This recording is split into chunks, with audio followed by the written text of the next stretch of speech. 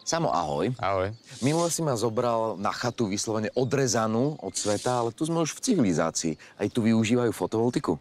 Áno, síce to vyzerá, že sme v peknom lone prírody, ale majú tu normálnu prípojku, majitelia, a majú tu fotovoltiku. Čiže je to ten istý systém, s ktorým sme sa stretli na tej chatke? Nie, je to o dosť rozdielny systém, aj čo do počtu. Môžeme vidieť, že ten počet panelov je iný, tým pádom ten výkon je úplne inde.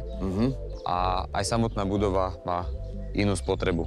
V násobkoch, tu sa normálne každý deň žije a tým pádom musí byť aj ten systém tomu správne nadimenzovaný.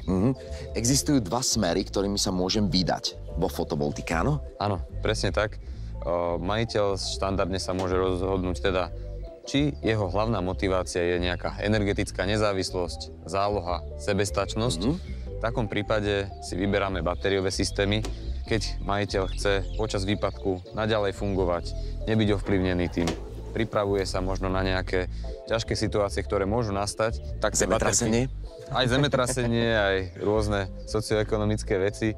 Baterka tam vtedy hrá tú svoju rolu, že do nej sa energia akumuluje a ako náhle dôjde k výpadku, tak z nej napájame energiu ďalej, alebo teda domácnosť. S batériami sa dajú robiť rôzne veci, ukladať tú energiu, aj keď nemáme zálohu, viac využiť tú energiu, ale primárne je to o tej nezávislosti a o tej zálohe.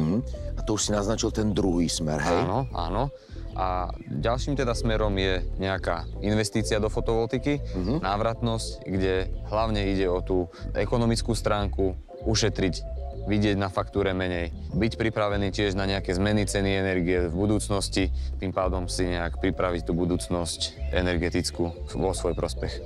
Laická otázka. Čím viac panelov, tým viac spotrebičov môžem zapojiť? V podstate áno. Čím viac panelov, tým väčší výkon vieme vyrobiť, či už denne, mesačne alebo ročne. A už s tou energiou je viacero ciest, ako vieme tú energiu využiť. Je dôležité správne uložiť panely na strechu? Uloženie a teda orientácia, lokácia tých panelov na streche je veľmi kľúčová. Je to o tom slnečnom žiarení. Taký najideálnejší prípad je južná strecha. Čím je väčší sklon, 45 stupňov je v celku veľký sklon, vtedy viac energie vyrobíme v zime, menej v lete, lebo máme slnko v inej pozícii na horizonte. A opäť, keď máme ten sklon menší, tak máme viac energie v lete a menej v zime. Ale veľmi kľúčové je mať orientáciu juh, juhozápad, juhovýchod. Ak máme čisto východ-západ, dá sa to rozdeliť na dve polovice.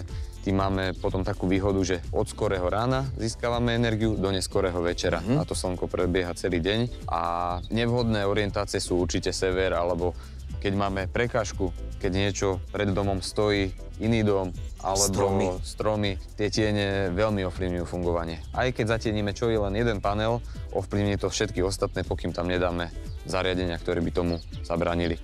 Čo keď máme nadbytok tej energie? Budem svietiť celú noc, alebo ako sa to rieši? S nadbytkom energie je viacero možných ciest. Jedna z tých ciest, ktorú máme použitú aj tu, sú konkrétne batérie. Cez deň sme v práci, zostane nám prebytočná energia, tak si uložíme do batérií. Áno. Alternatívnym riešením je presmerovať energiu do spotrebičov a zapnúť ich. V minulosti sa najviac používal boiler alebo nejaký zásobník s vodou, kde aj samotný zásobník s vodou je v úvodzovkách nejaká batéria. Vieme tam odložiť tú energiu, využiť ju neskôr. A ďalším riešením, čím ďalej, tým viac pretlačaným, sú aj nejaké riadenia tepelného čerpadla, klimatizácie, nabíjanie elektromobilov. Tých možností je mnoho, to je riadenie tých prebytkov.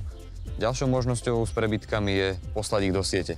V podstate každá elektráreň by mala byť oficiálne zlegalizovaná, to znamená vybavené všetky povolenia, administratívne úkony, vlastne vyjadrenia o tom, že tú elektráreň môžeme mať a vieme následne aj energiu tým pádom nejak dodávať do siete. Vieme jednak použiť komerčné produkty, ktoré sú zamerané na ukladanie tej energie v sieti, v úvodzovkách. To znamená, odložíme si tú energiu a použijeme ju neskôr.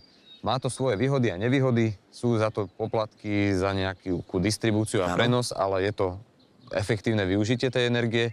A ďalšia z tém, ktorá sa dostáva do popredia, čím ďalej, tým viac je aj obchodovanie s energiou.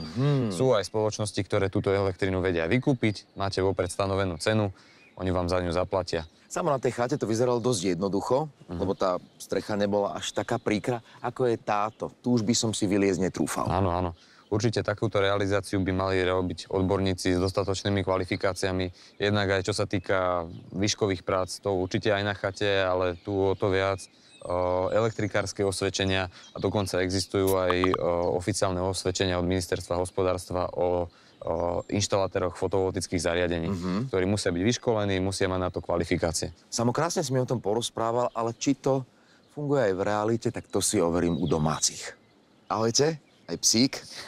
Tak čo, fotovoltika, vystačí na celý dom, alebo ešte máte aj prípojku? My teda máme štandardnú prípojku. Áno. Fotovoltiku sme si dávali ako bonus. A je to takým štýlom spravené, že keby náhodou vypnú elektrický prúd, Áno. tak fotovoltika nám to vie potiahnuť. Minimálne by sme zostali svietiť. Hej, ako dlho to máte? Máme to zhruba 3/4 roka. Aha, čiže zima vás ešte len teraz bude čakať. Presne tak. Takže otestujete, že či vydržíte iba na fotovoltike, alebo budete potrebovať aj prípojku. Budeme to skúšať. A to už je otázka na teba. Vydržia? No určite vydržia, lebo majú jednak prípojku a jednak je tam hybridný systém s batériami, ktorý je nadimenzovaný tak, že v prípade nejakého výpadku zálohuje kritické okruhy. Ale zároveň v lete nadbytočná energia sa dá použiť aj v zime. Dá sa fotovoltika ovládať aj cez telefón? Sú dva smery ľudí, ktorí to chcú sledovať, alebo tí, ktorí s tým nechcú mať žiadne starosti. Áno. Tí, ktorí to chcú sledovať, vedia si tam veci aj nastaviť úrovne vybíjania a hlavne je veľmi dôležité, aby realizátor vedel na diaľku zoservisovať, skontrolovať, či všetko funguje. Nemusí sa nevyhnutne robiť kvôli každej drobnosti výjazd. Dá sa to na diaľku zmonitorovať, zrevidovať, či je všetko v poriadku. No a čo dodať na záver? Nech vám na tie panely pekne svieti. Ďakujeme. Ďakujeme.